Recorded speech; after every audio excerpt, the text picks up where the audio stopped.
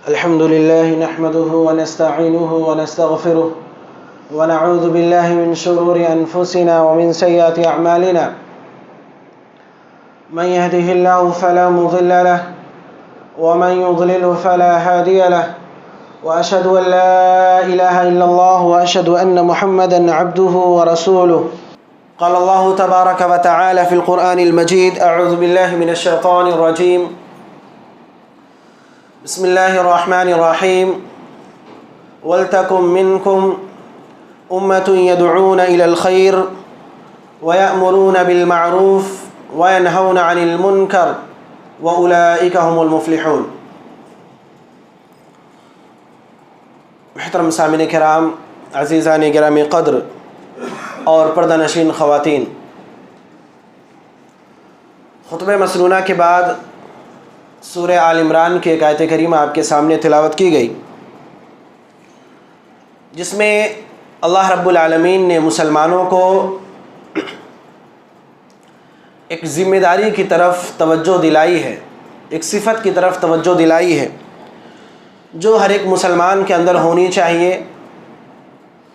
اور وہ ذمہ داری امر بالمعروف اور نہی عن المنکر، یعنی لوگوں کو نیکی کا حکم دینا اور برائی سے روکنا ہے۔ اللہ رب العالمین نے اس آیت کریمہ کے اندر ارشاد فرمایا: وَلْتَكُن مِّنكُمْ أُمَّةٌ يَدْعُونَ إِلَى الْخَيْرِ وَيَأْمُرُونَ بِالْمَعْرُوفِ وَيَنْهَوْنَ عَنِ الْمُنكَرِ، کہ مسلمانوں تمہارے اندر کچھ ایسے لوگوں کا ہونا ضروری ہے جو دوسرے لوگوں کو خیر کی طرف بلاتے ہوں،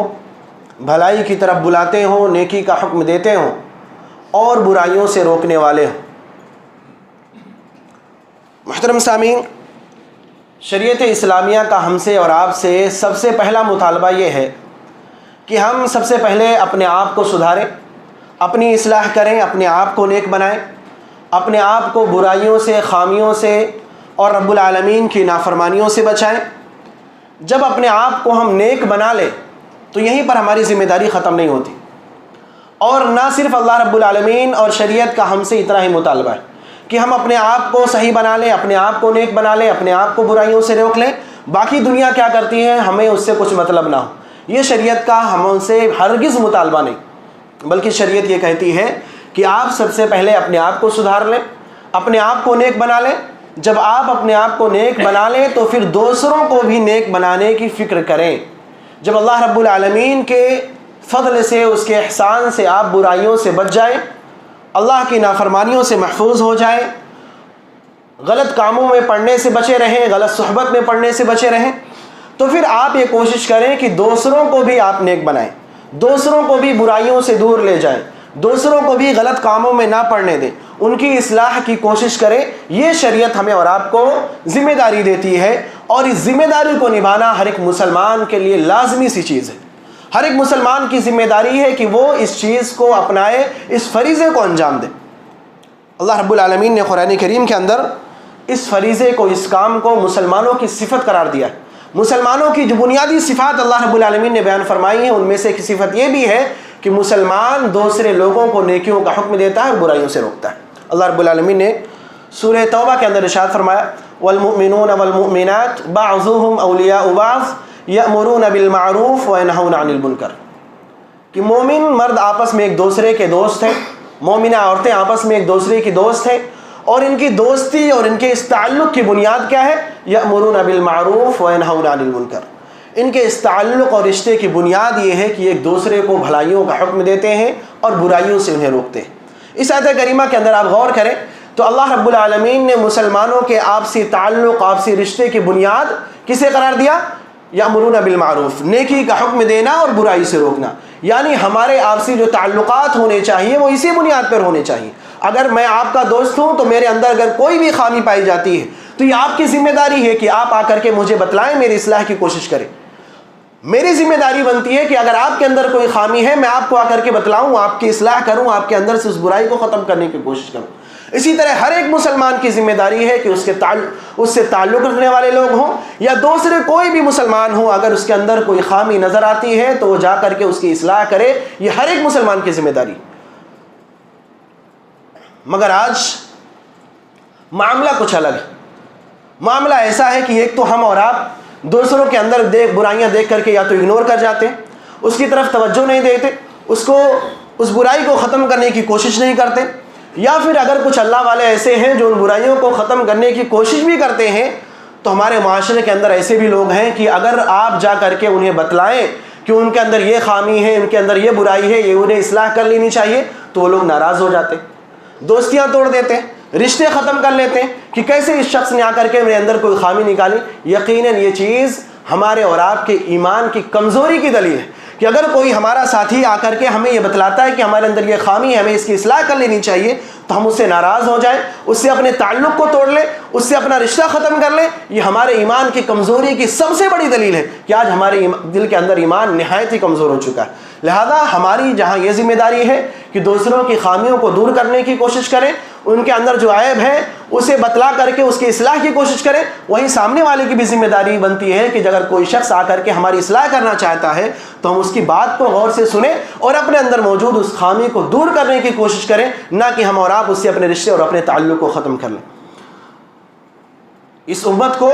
اللہ رب العالمین نے بہترین امت قرار دیا، جیسے کہ ہم اور آپ قرآن کریم کے اندر پڑھتے ہیں۔ اللہ رب العالمین نے سورہ آل عمران کے اندر یہ بات بالکل واضح طور پر فرمائی ہے کہ یہ امت بہترین امت ہے، تمام امتوں میں سب سے افضل امت ہے۔ لیکن یہ افضل امت کیوں ہے؟ اللہ رب العالمین نے فرمایا کنتم خیر امت اخرجت للناس تأمرون بالمعروف وتنہون عن المنکر، تم بہترین امت ہو کیونکہ تمہارے اندر یہ صفت پائی جاتی ہے کہ تم دوسروں کو برائیوں سے روکتے ہو، انہیں اچھائیوں کا حکم دیتے ہو۔ یعنی ہمارے افضل اور بہترین امت ہونے کی وجہ یہ ہے کہ ہمارے اندر یہ صفت پائی جاتی ہے، اس امت کے اندر یہ خوبی پائی جاتی ہے، اس وجہ سے یہ امت خیر امت ہے، بہترین امت ہے۔ لیکن اگر اس امت سے یہ خوبی ختم کر دی جائے، ہمارے اندر ایسے لوگ ہی موجود نہ ہوں جو دوسروں کی برائیوں کی اصلاح کرنا چاہتے ہوں، دوسروں کے اندر موجود خامیوں کو ختم کرنے کی کوشش کرنے والے ہوں، دوسروں کی فکر کرنے والے لوگ موجود نہ ہوں اگر ہماری امت کے اندر، تو پھر یہ امت بہترین امت کہلانے کے حقدار نہیں کہلاتی۔ ہم اور آپ اگر اپنے معاشرے کے اندر ایسے لوگ پیدا نہیں کرتے جو دوسروں کی خامیوں کو دور کرنے کی کوشش کرنے والے ہوں، دوسروں کی اصلاح کرنے والے لوگ ہوں، تو پھر ہم اپنے آپ کو خیر امت اور بہترین امت بھی نہ کہیں، ہمیں حق نہیں پہنچتا ہے۔ ہم اور آپ اسی وقت بہترین امت بن سکتے ہیں جب ہم اور آپ اس فریضے کو انجام دینے والے ہوں، اس کام کو انجام دینے والے ہوں۔ یہی وجہ ہے کہ دیکھیں صحابہ کرام رضوان اللہ علیہم اجمعین کے ہاں معمول تھا کہ وہ کبھی بھی کسی برائی کو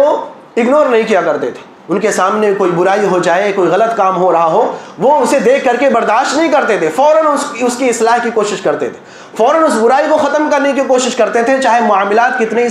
سنگین کیوں نہ ہو، پریشانی کے عالم میں موجود ہوتے تھے، پھر بھی وہ اس برائی کو ختم کرنے کی کوشش کرتے تھے۔ حضرت عمر بن خطاب رضی اللہ تعالیٰ عنہ کا مشہور واقعہ کہ جب حضرت عمر بن خطاب رضی اللہ تعالیٰ عنہ پر حملہ کر دیا گیا، ابو لولو فیروز مجوسی نے حضرت عمر بن خطاب رضی اللہ تعالیٰ عنہ پر حملہ کیا فجر کی نماز میں، آپ زخمی ہوئے، آپ کو اٹھا کر کے زخمی حالت میں گھر لایا گیا، آپ اپنی زندگی کی آخری سانسیں لے رہے ہیں، مدینے کے اندر یہ خبر پھیل چکی ہے، لوگ عیادت کے لیے آ رہے ہیں، آپ کی خیریت دریافت کرنے کے لیے آ رہے ہیں اور عیادت کر کر کے واپس جا رہے ہیں۔ اسی درمیان حضرت عمر رضی اللہ تعالیٰ عنہ کی نظر ایک شخص پر پڑتی ہے کہ جس کا کپڑا اس کے ٹخنے سے نیچے، ظاہر سی بات ہے یہ غلط کام ہے۔ حضرت عمر رضی اللہ تعالیٰ عنہ کی حالت دیکھیں کہ وہ اپنی زندگی کی آخری سانسیں لے رہے ہیں، اس حالت میں ان کی نظر پڑتی ہے ایک شخص کے کپڑا اس کے ٹخنے سے نیچے ہے۔ حضرت عمر بن خطاب رضی اللہ تعالیٰ عنہ اسے بلاتے ہیں اور کہتے ہیں ارفع ازارک فإنه انقى لثوبك واتقى لربك، اے میرے بھائی اپنے کپڑے کو اوپر کر لو، اپنے کپڑے کو اپنے ٹخنے سے اوپر کر لو، یہ اس سے تمہارا کپڑا بھی صاف رہے گا، تمہارا کپڑا بھی پاک رہے گا اور رب العالمین کے تقوی کا جو تقاضا ہے وہ بھی پورا ہو جائے گا۔ تو ہم اور آپ اس واقعے میں غور کریں کہ حضرت عمر بن خطاب رضی اللہ تعالیٰ عنہ کی حالت کیا ہے، اور اس حالت میں بھی وہ اس برائی کو جو ان کے سامنے نظر آئی اس کی اصلاح کرنے کی کوشش کرتے ہیں۔ یہ اس فریضے کے اہمیت کو جاننے کے لیے بہت اہم واقعہ ہے، ہمیشہ اس واقعے کو ہمیں اپنے ذہن کے اندر رکھنا چاہیے۔ اسی طرح صحابہ کرام میں مزید واقعات آپ کو نظر آئیں گے کہ صحابہ کرام نے کس طرح برائیوں کو ختم کرنے کے لیے بھرپور کوششیں کی، یہاں تک کہ اگر کوئی سامنے بڑا آدمی بھی موجود ہو، وہ بھی کوئی غلط کام کر رہا ہو تو اس کی بھی اصلاح کی کوشش کرتے تھے۔ ایسا نہیں کہ بڑا آدمی ہے، معاشرے کا میں اثر و رسوخ رکھنے والا ہے، اس کے اندر خامی ہے تو اسے چھوڑ دیں، ہرگز نہیں، اس کے اندر بھی اگر خامی پائی جاتی ہے تو اسے بھی بتلاتے تھے، اس کی بھی اصلاح کی کوشش کرتے تھے۔ مروان بن حکم جو مدینے کا گورنر تھا،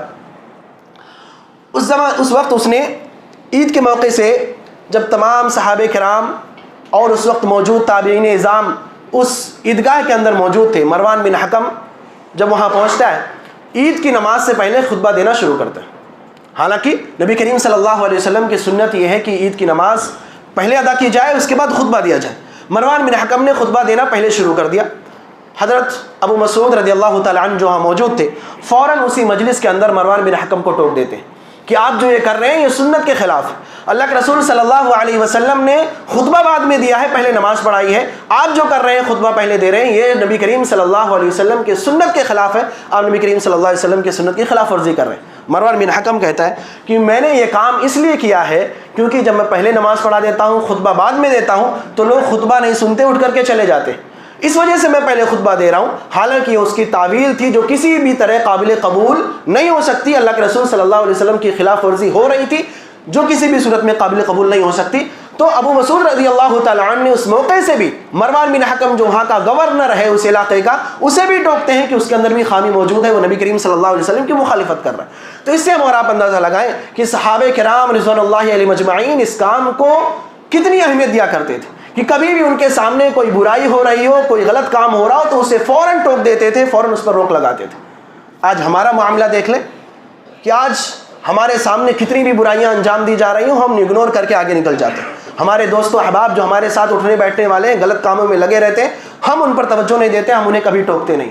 اور دوست و احباب اور دوسرے لوگ تو چھوڑیے، ہمارے گھروں کے اندر کتنی برائیاں ہوتی ہیں. ہمارے بچے کتنے غلط کام ہماری نظروں کے سامنے کرتے ہیں، ہم کبھی انہیں نہیں ٹوکتے. ہمارے بچوں کے اندر کتنی خامیاں، کتنی برائیاں ہوتی ہیں، ہم کبھی ان کی اصلاح نہیں کرتے. ہماری نظروں کے سامنے وہ غلط کام کر رہے ہوتے ہیں، ہم خاموش بیٹھے ہوتے ہیں. کہ دیکھیں ہم میں سے کتنے ایسے لوگ ہیں جو مسجدوں میں نماز پڑھنے آتے ہیں، ان کی اولادیں گھروں میں بیٹھ کر کے دوسرے کاموں میں ملوث ہیں. ہم فجر کی نماز میں حاضر ہو جاتے ہیں، ہمارے بچے سو رہے ہوتے ہیں، ہمیں کوئی فکر نہیں ہوتی، ہم ان کی اصلاح نہیں کرتے. تو ہمارا یہ معاملہ ہے کہ ہماری نظروں کے سامنے کتنی برائیاں کر دی جائیں، ہم اسے نظر انداز کر کے آگے نکل جاتے ہیں. یہ کسی بھی طرح قابل قبول نہیں. اور اگر یہی معاملہ ہمارا رہا، اسی طرح ہم کرتے رہے، تو یاد رکھیں اللہ رب العالمین اور اس کے رسول صلی اللہ علیہ وسلم نے بہت ساری وعیدیں سنائی ہیں ایسے لوگوں کو جو برائیاں دیکھ کر کے نظر انداز کر کے آگے نکل جاتے ہیں. اللہ رب العالمین نے سورہ مائدہ کے اندر ارشاد فرمایا لعن الذین کفروا من بنی اسرائیل علی لسان داؤد وعیسی ابن مریم ذلك بما عصوا وكانوا يعتدون كانوا لا يتناهون عن منکر فعلوه لبئس ما كانوا يفعلون. اللہ رب العالمین نے اس آیت کریمہ کے اندر بنی اسرائیل پر لعنت بھیجی. اللہ رب العالمین نے فرمایا کہ داؤد علیہ السلام اور عیسیٰ علیہ السلام کی زبانی بنی اسرائیل پر لعنت بھیجی گئی. وجہ کیا تھی؟ كانوا لا يتناهون عن منکر فعلوه، کہ ان کے یہاں برائیاں عام تھیں،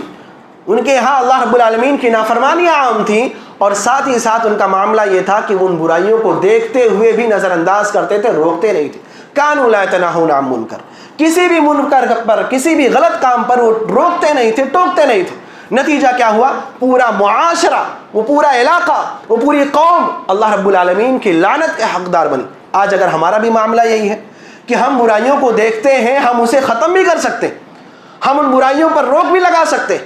ہم لوگوں کی اصلاح بھی کر سکتے ہیں، اس کے باوجود بھی ہم اس کی اصلاح کرنے کی کوشش نہیں کر رہے، اس برائی کو ختم کرنے کی کوشش نہیں کر رہے، تو پھر ہم بھی اللہ رب العالمین کی لعنت کے مستحق ہوں گے. یہاں تک کہ اگر پورا معاشرہ ایسا ہی ہے، پورا علاقہ ایسا ہے، تو پورا علاقہ اس لعنت کا مستحق بنے گا. اسی طرح اگر اس فریضے کو انجام نہ دیا جائے تو اللہ رب العالمین نے ایسے علاقے کو سخت عذاب کی وعید سنائی کہ جس علاقے کے اندر برائیاں عام ہوں اور اس برائی کو روکنے والا کوئی نہ ہو، اس معاشرے میں ایسے لوگ نہ ہوں جو اصلاح کرنے کی کوشش کرتے ہوں، اللہ رب العالمین ایسے معاشروں پر مختلف طریقے کے عذاب نازل کرتا ہے. ایسا پورا معاشرہ، پورا علاقہ، پوری بستی اللہ رب العالمین کے عذاب کے شکار ہو جاتی. اللہ رب العالمین نے فرمایا وَمَا كَانَ رَبُّكَ لِيُهْلِكَ الْقُرَىٰ بِظُلْمٍ وَأَهْلُهَا مُصْلِحُونَ، کہ اللہ رب العالمین کسی قوم کو، کسی بستی کو ان کے گناہوں کی وجہ سے ہلاک نہیں کرتا. کب تک؟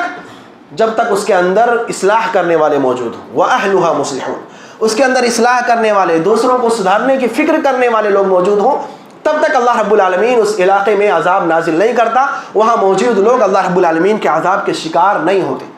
اس کا مطلب کیا ہوا کہ اگر کوئی علاقہ ایسا ہے، کوئی بستی ایسی ہے جہاں گناہ بھی ہو رہے اور وہاں اصلاح کرنے والے بھی موجود نہیں، وہاں روکنے ٹوکنے والے بھی موجود نہیں ہیں، تو پھر وہ علاقہ، وہ بستی، وہ معاشرہ اللہ رب العالمین کے عذاب کا شکار بنے گا. حضرت زینب بنت جحش رضی اللہ تعالی عنہ بیان فرماتی ہیں کہ کہ اللہ کے رسول صلی اللہ علیہ وسلم نے ایک موقع سے ایک عمومی عذاب کا تذکرہ کیا کہ ایک عذاب آئے گا اور اس عذاب کے اندر موجود تمام کے تمام لوگ ہلاک و برباد ہو جائیں گے، تمام لوگ اس عذاب کے شکار ہو جائیں گے۔ حضرت زینب رضی اللہ تعالی عنہا نے اللہ کے رسول صلی اللہ علیہ وسلم سے سوال کیا، افنہلک وفینا الصالحون، اللہ کے رسول صلی اللہ علیہ وسلم کا ہم ہلاک کر دیے جائیں گے باوجود اس کے کہ ہمارے اندر نیک لوگ بھی ہوں گے، اچھے لوگ بھی موجود ہوں گے، پھر بھی ہم پر عذاب آ جائے گا؟ تو اللہ کے رسول صلی اللہ علیہ وسلم نے فرمایا کہ ہاں، تم پر عذاب آ جائے گا جب گناہ بہت زیادہ ہونے لگے، گناہوں کی کثرت ہو جائے، جگہ جگہ گناہ کھلے عام کیے جائیں اور ان گناہوں پر روکنے والا کوئی موجود نہ ہو۔ اگر ان گناہوں پر ٹوکنے والا کوئی موجود نہ ہو، ان کی اصلاح کرنے والا کوئی موجود نہ ہو، تو عذاب آئے گا اور تمام کے تمام لوگ اس عذاب کے شکار بنیں گے، چاہے وہ اچھے لوگ ہوں چاہے برے لوگ ہوں۔ برائیاں کرنے والے بھی اس عذاب کے شکار ہوں گے، اور جو وہاں موجود نیک لوگ ہوں گے جو نیک کام کر رہے ہوں گے وہ بھی اس عذاب کے شکار ہوں گے۔ وجہ یہ ہوگی کہ وہ خود تو نیکی کا کام کر رہے ہوں گے، دوسروں کو نیکی کی طرف بلانے والے نہیں ہوں گے، خود تو برائیوں سے بچے ہوں گے، دوسروں کو برائیوں سے روکنے کی کوشش نہیں کریں گے۔ تو یہ دوسری وعید کہ اللہ رب العالمین کا عذاب آتا ہے ایسے لوگوں پر جو برائیوں سے روکنے والے نہیں ہوتے۔ اسی طرح ایک اور اس کی وعید کہ ایسے لوگ جن کے ہاں یہ صفت نہ پائی جاتی ہو، جو خود نیک کام کریں دوسروں کو نیکیوں کی طرف نہ بلائیں، خود برائیوں سے بچے رہیں دوسروں کو برائیوں سے روکنے کی کوشش نہ کریں، ایسے لوگوں کی دعاؤں کو اللہ رب العالمین قبول نہیں کیا کرتا۔ اگر کوئی معاشرہ ایسا ہے جہاں کے لوگ اس فریضے کو انجام نہیں دیتے، پورا معاشرہ کتنی بھی دعائیں کر لے اللہ رب العالمین ان کی دعاؤں کو قبول نہیں کرتا۔ آج ہم خود اس کا اندازہ لگائیں، آج دنیا کے اندر مسلمانوں کی حالت کیا ہے، کن کن پریشانیوں سے مسلمان گزر رہے ہیں، طرح طرح کی تکلیفوں سے گزر رہے ہیں۔ اور ایسا نہیں کہ مسلمان اللہ رب العالمین سے دعا نہیں کر رہے، انفرادی طور پر بھی ہم اور آپ دعا کرتے ہیں، اجتماعی طور پر بھی ہم دعائیں کرتے ہیں اس امت کے پریشانیوں سے نجات کی۔ ہم کتنی دعائیں اللہ رب العالمین سے کرتے ہیں، تنہائی میں بھی نمازوں میں بھی، کہ اللہ رب العالمین اس امت کو، مسلمانوں کو تمام طرح کی پریشانیوں سے، تمام طرح کی مصیبتوں سے نجات دے دے۔ لیکن ہم اور آپ دیکھ رہے ہیں کہ مسلمان کسی بھی طرح پریشانیوں سے نجات نہیں پا رہے، اللہ رب العالمین کی مدد ہم تک نہیں پہنچ رہی، ہماری دعائیں اللہ رب العالمین کے ہاں قبول نہیں ہوتی نظر آتی۔ وجہ یہی ہے کہ ہمارے اندر یہ خامی پائی جاتی ہے کہ ہم اس فریضے کو انجام نہیں دیتے۔ اللہ کے رسول صلی اللہ علیہ وسلم نے فرمایا کہ جس بستی کے اندر موجود لوگ برائیوں کو دیکھیں، وہاں برائیاں ہو رہی ہوں اور وہ لوگ اس برائی کو نہ روکتے ہوں، اللہ رب العالمین ان کی دعاؤں کو قبول نہیں کیا کرتا ہے۔ تو یہ اس فریضے کو انجام نہ دینے کے نقصانات ہیں کہ اگر ہم اور آپ اس فریضے کو انجام نہیں دیتے، لوگوں کو نیکیوں کی طرف بلانا، لوگوں کو برائیوں سے روکنا، یہ ایک ایسا فریضہ ہے کہ اگر ہم اس کو انجام نہیں دیں گے تو پھر یہ وعیدیں، ان وعیدوں کے ہم اور آپ حقدار بنیں گے۔ اللہ رب العالمین کی لعنت ہم پر برسے گی، اللہ رب العالمین کا عذاب ہم پر آئے گا، ہم مصیبتوں کے شکار ہوں گے اور اللہ کے سامنے روئیں گے، گڑ گڑائیں گے، دعائیں مانگیں گے تو اللہ رب العالمین ہماری دعاؤں کو بھی قبول نہیں کرے گا۔ لہذا ہم اور آپ سنجیدگی سے سوچیں اور اس فریضے کو، اس ذمہ داری کو نبھانے کی کوشش کریں۔ کم از کم جتنی ہماری حیثیت ہے، استطاعت ہے، جہاں تک ہماری پہنچ ہے وہاں تک تو ہم اور آپ کوشش کریں۔ اپنے گھر کے اندر، اپنے خاندان کے اندر، دوست و احباب میں ہمارے ساتھ اٹھنے بیٹھنے والے لوگ، کم از کم اس لیول تک تو ہم اور آپ کوشش کریں، ان کو سدھارنے کی، ان کی اصلاح کرنے کی کوشش کریں۔ جہاں ہم کچھ نیک کام کریں اپنے ساتھیوں کو اپنے ساتھ لے کر کے جائیں اس نیک کام میں، جہاں ہم برائیوں سے دور رہیں اپنے ساتھ رہنے والوں کو ان برائیوں سے روکنے کی کوشش کریں۔ اس ذمہ داری کو ہم اور آپ نبھائیں۔ اگر ہم اس ذمہ داری کو نہیں نبھائیں گے تو پھر اس کا جو برا انجام ہے ہم اور آپ اس کو ضرور بھگتیں گے، اور ہم اور آپ یہ چیز دیکھ بھی رہے ہیں اس وقت دنیا کے اندر۔ محترم سامعین کرام، اس معاملے میں ایک اور چیز ہمیں اور آپ کو نہایت ہی دھیان دینی چاہیے اس طرف کہ جب ہم یہ فریضہ انجام دے رہے ہوں لوگوں کو برائیوں سے روکنے کا، تو اس معاملے میں ہم اور آپ حکمت سے کام لیں۔ اللہ کے رسول صلی اللہ علیہ وسلم نے اگرچہ ہمیں اور آپ کو اس چیز کا حکم دیا ہے، شریعت نے حکم دیا ہے کہ آپ برائیوں کو روکیں، لیکن ایسے نہیں کہیں بھی جا کر کے آپ کود پڑے۔ اللہ کے رسول صلی اللہ علیہ وسلم نے حکمت سے کام لینے کا حکم دیا، اس لیے اس کے 3 مراتب بیان کی۔ آپ صلی اللہ علیہ وسلم نے فرمایا من رأى منكم منكرا فليغيره بيده ومن لم يستطع فبلسانه ومن لم يستطع فبقلبه وذلك أضعف الإيمان، کہ جو شخص کسی برائی کو دیکھے تو اسے اپنے ہاتھ سے روکنے کی کوشش کرے۔ ہاتھ سے کون روکے گا؟ جس کے پاس اختیار ہو۔ جیسے ماں باپ ہیں اپنے بچوں کو روک سکتے ہیں، شوہر ہے اپنی بیوی کو روک سکتا ہے ہاتھ سے، اس کے ہاں وہ اختیار موجود ہے، اس کام کو وہ انجام دے سکتا ہے۔ لیکن جس کے پاس اختیار نہ ہو، اس کی طاقت نہ ہو، معاشرے کے اندر وہ حیثیت نہ ہو، تو آپ وہاں جا کر کے ہاتھ سے روکنے کی کوشش نہ کریں۔ مثال کے طور پر کوئی شخص یہ کہے کہ سامنے مندر موجود ہے، وہاں گناہ کے کام کیے جاتے ہیں، وہاں شرک کیا جاتا ہے، لہذا میں جا کر کے وہاں کے بتوں کو توڑ دوں گا، اور خاص کر کے ہندوستان کے اندر اگر یہ کرنے کی کوشش کریں تو یہ ناممکن سی چیز ہے۔ تو جہاں آپ کا اختیار ہے، جہاں تک آپ کی پہنچ ہے، وہاں تک آپ اپنے ہاتھوں سے روکنے کی کوشش کریں۔ اگر آپ کا معاشرے کے اندر اثر و رسوخ ہے، آپ معاشرے کے اندر موجود برائیوں کو ختم کر سکتے ہیں، تو آپ یقیناً اپنے ہاتھوں سے اس برائی کو ختم کریں۔ لیکن اگر آپ یہ طاقت نہیں رکھتے، آپ کی اتنی استطاعت نہیں ہے، وہ حیثیت معاشرے کے اندر نہیں ہے، تو پھر آپ زبان سے روکیں، جا کر کے انہیں سمجھائیں، انہیں بتلائیں کہ آپ کے اندر یہ خامی ہے، آپ کے اندر یہ برائی ہے، آپ اس کی اصلاح کر لیں، یہ صحیح ہے، یہ غلط ہے، آپ جا کر کے زبان سے سمجھائیں۔ اور اگر معاملہ یہ بھی اتنا ہو جائے کہ نہ تو آپ ہاتھ سے روک سکتے ہیں، نہ آپ زبان سے سمجھا سکتے ہیں، اتنے کمزور ہیں، تو کم از کم اپنے دل کے اندر اسے برا سمجھیں۔ اگر آپ اتنا بھی نہیں کر سکتے کہ کسی برائی کو دیکھ کر کے اسے اپنے دل کے اندر برا سمجھیں، تو پھر یقیناً آپ کے دلوں کے اندر ایمان باقی نہیں رہا۔ اللہ کے رسول صلی اللہ علیہ وسلم نے ایک روایت کے اندر ان چیزوں کو بیان کرنے کے بعد کہا وَلَيْسَ وَرَاءَ ذَلِكَ حَبَّةً مِّنْ خَرْدَلٍ مِّنَ الْإِيمَانِ، کہ جو شخص اپنے دل کے اندر برائی کو برائی بھی نہ تصور کر سکے، اپنے دل کے اندر برائی کو برائی بھی نہ سمجھتا ہو، تو ایسے انسان کے دل کے اندر رائی کے دانے کے برابر بھی ایمان باقی نہیں رہا۔ تو آپ اس حکمت کا خیال رکھیں کہ آپ جہاں جس کی اصلاح کر رہے ہیں، آپ دیکھ لیں کہ آپ کا مقام کیا ہے، آپ کے پہنچ کتنی ہے۔ اگر آپ ہاتھ سے روک سکتے ہیں تو روکیں، نہیں تو پھر زبان، اور اتنا بھی نہیں تو کم از کم اپنے دل کے اندر اسے برا سمجھیں۔ اسی طرح ایک اور چیز کا خیال رکھیں، اہل علم بیان فرماتے ہیں کہ اگر آپ کی زندگی میں کبھی ایسا کوئی موقع آتا ہے، آپ دیکھتے ہیں کوئی انسان کوئی غلط کام کر رہا ہے، آپ اسے روکنے جائیں اور آپ کو اس بات کا اندیشہ ہو، آپ کو اس بات کا خطرہ ہو کہ اس برائی کو ختم کرنے کے نتیجے میں اس سے بڑی برائی پیدا ہو سکتی ہے۔ آپ ایک گناہ کو، ایک غلط کام کو روکنے کی کوشش کر رہے ہیں، نتیجے میں اس سے بڑی برائی، اس سے بڑا فتنہ وجود میں آ سکتا ہے، تو آپ وہاں خاموش رہیں گے، اس برائی کو روکنے کی کوشش ہرگز نہیں کریں گے۔ مثال کے طور پر آپ کے سامنے کوئی انسان ہے، مثال کے طور پر سگریٹ پینے والا، سگریٹ پی رہا ہے، آپ نے دیکھا وہ غلط کام کر رہا ہے، آپ اسے روکنے جا رہے ہیں، لیکن آپ کو یہ اندیشہ ہے کہ اگر میں جا کر کے اسے منع کروں گا تو یہ سامنے والا انسان اتنا شریر ہے کہ یہ سگریٹ تو بند کر دے گا پینا، سگریٹ تو پھینک دے گا، لیکن سامنے جا کر کے شراب پی کر کے دکھائے گا۔ اگر ایسا کوئی معاملہ پیش آتا ہے تو آپ کے لیے ضروری ہے کہ آپ اس برائی کو ختم کرنے کی ہرگز کوشش نہ کریں، ورنہ کیا ہوگا، آپ ایک چھوٹی برائی کو ختم کرنے کے نتیجے میں ایک بڑی پریشانی مسلمانوں کے سامنے، لوگوں کے سامنے لا کر کے کھڑا کر دیں گے۔ اس کی ایک مثال نبی کریم صلی اللہ علیہ وسلم کے زمانے میں اللہ کے رسول صلی اللہ علیہ وسلم کی ایک خواہش تھی کہ خانہ کعبہ کی جو دروازہ ہے، آپ صلی اللہ علیہ وسلم چاہتے تھے کہ اسے نیچے کر دیں۔ خانہ کعبہ کا دروازہ نہایت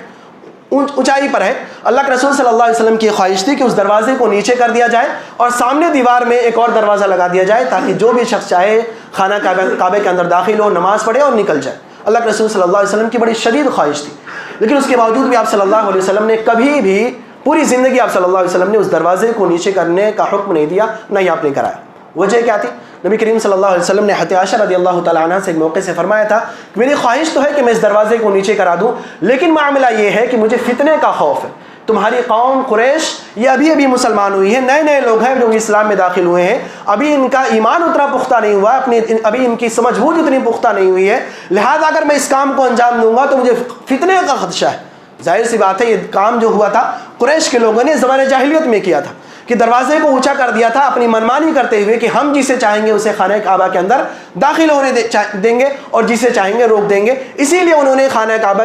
کے دروازے کو اونچا کیا تھا۔ تو اللہ کے رسول صلی اللہ علیہ وسلم نے شدید خواہش کے باوجود اس دروازے کو نیچے نہیں کرایا، کیوں؟ کہیں کوئی بڑا فتنہ وجود میں نہ آ جائے۔ تو اس سے ہمیں اور آپ کو یہ سمجھ میں آتا ہے کہ اگر کوئی برائی ایسی ہے کہ جس کو ختم کرنے کے نتیجے میں آپ کو لگتا ہے کہ اس سے بڑی برائی پیدا ہو جائے گی، تو آپ اسے ختم کرنے کی ہرگز کوشش نہ کریں، بلکہ اگر ممکن ہو تو کسی ایسے انسان کو اس کی طرف متوجہ کر دیں جو اس کام کو آسانی سے انجام دے سکتا ہو۔ تو حکمت کا بھی خیال رکھنا نہایت ضروری ہے، لیکن ہم اور آپ اس بات کا بھی خیال رکھیں کہ حکمت کے نام پر ہمیشہ برائیوں کو اگنور کرتے نہ چلیں۔ ہمارا معاملہ یہ ہوتا ہے کہ اگر ہمیں تھوڑی سی کہیں گنجائش نظر آتی ہے تو ہم ہر چیز کو اسی پر لا کر کے رکھ دیتے ہیں، حکمت کے نام پر ہم ہر اس کام کو لا کر کے رکھ دیتے ہیں۔ ہم اپنے گھر والوں کو، اپنے بچوں کو بھی نہیں روکتے کہ یہ حکمت ہے، بچہ ناراض ہو جائے گا، غلط کام کرنے لگے گا۔ تو جہاں حکمت کا تقاضا ہے وہاں کریں، ہر چیز کو حکمت سے لا کر کے ہرگز نہ جوڑیں، بلکہ جب تک آپ کے لیے ممکن ہو، جب تک آپ اس کام کو کر سکتے ہیں یقیناً کریں۔ اللہ رب العالمین سے دعا ہے کہ اللہ رب العالمین ہم مسلمانوں کو